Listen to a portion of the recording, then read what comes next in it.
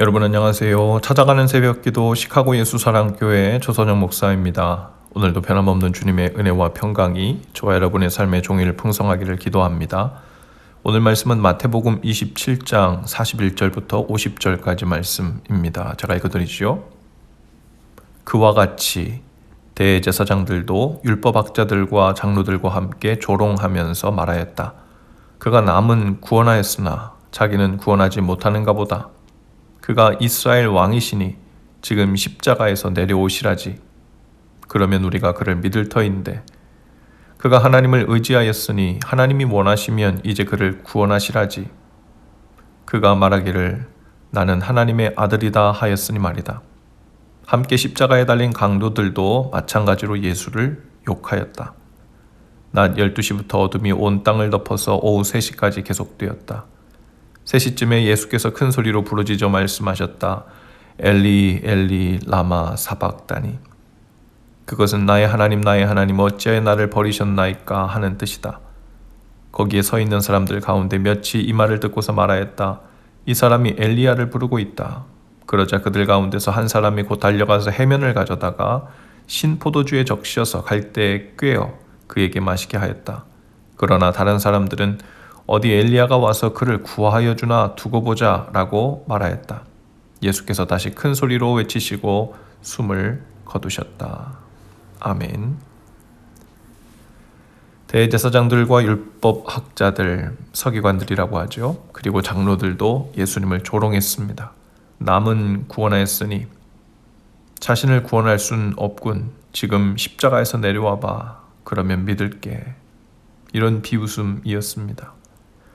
예수님은 십자가에 높이 달려 여러 사람들의 비방을 당하셨죠. 비방의 내용은 남은 구원하면서 왜 스스로는 구원하지 못하느냐 하는 것이었죠. 그들은 예수님이 다른 사람들을 실제로 구원한 사실을 인정했습니다.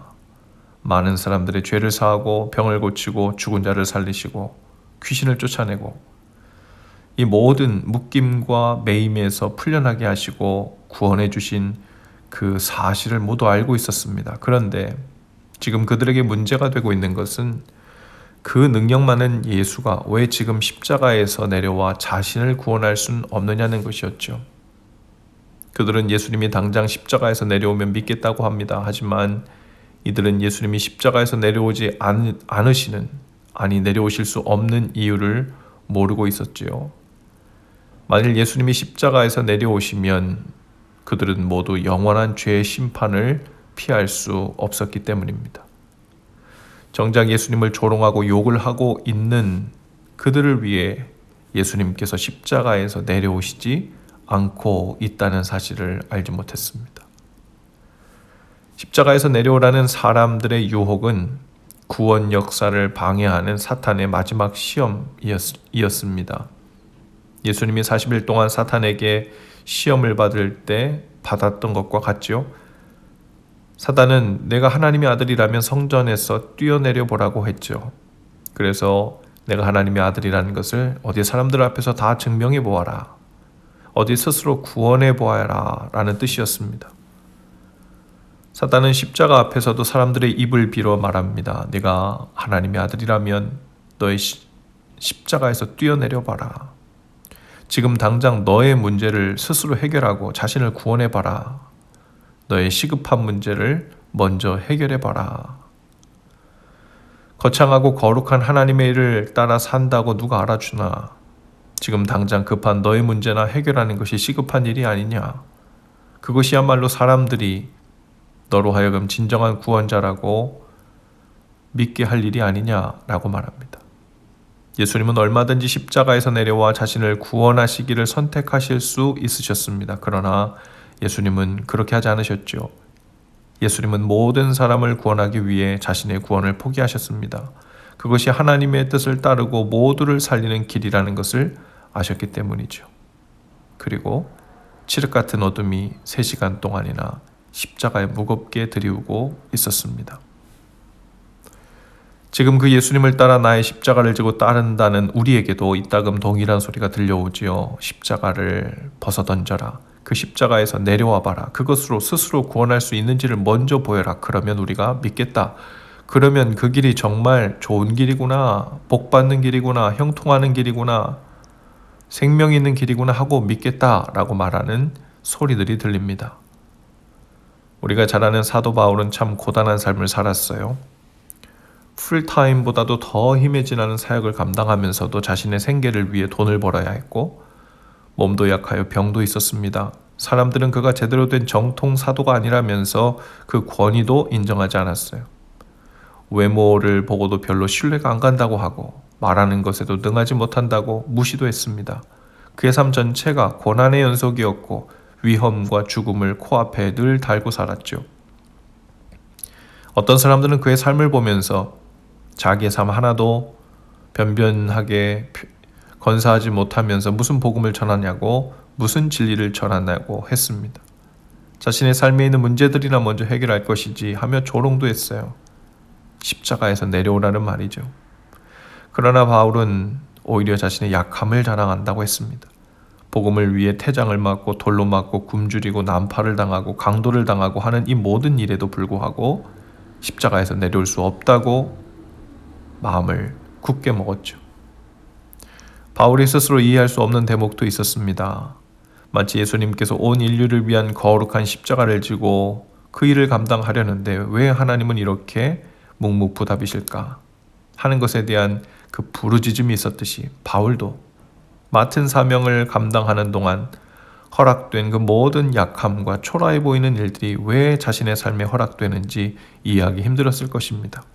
그러나 한 가지는 분명했죠. 십자가에서 내려오는 것으로 십자가를 내팽개치고 당장 자신의 삶을 좀 더 낫게 만드는 것으로 자신이 하나님의 사람임을, 사도임을, 그리고 진리의 편에 서 있음이 증명되는 것이 아니라는 것입니다. 자신의 앞가림을 한다는 것이 하나님의 뜻도 아니고 구원의 방법도 아니었다는 것을 알고 있었습니다. 오늘 저와 여러분을 향해서 또 십자가에서 내려와 보라는 음성이 이따금 들리죠. 고난과 고통과 시련과 문제 속에 있다는 것은 구원의 길이 아니다. 그 말에 속아 넘어가시지 않기를 바랍니다. 문제와 고통이 있는가 없는가 하는 것이 중요한 것이 아니라 우리는 지금 무엇을 위한 고통과 시련과 문제 속에 있는가 하는 것이 중요하죠. 십자가에 달린 것처럼 때로는 삶이 힘들고 수치스럽고 욕을 먹는 일도 있을 것입니다. 그러나 하나님의 뜻을 이루고 그 좁은 길을 가고 내가 믿음으로 감당하며 뒤따라야 할 십자가를 지는 길에 허락된 것이라면 그 십자가에서 힘써 내려오지 않고 그 십자가를 벗어던지지 않고 끝까지 붙드는 일이 영적 싸움이고 승리의 길이죠.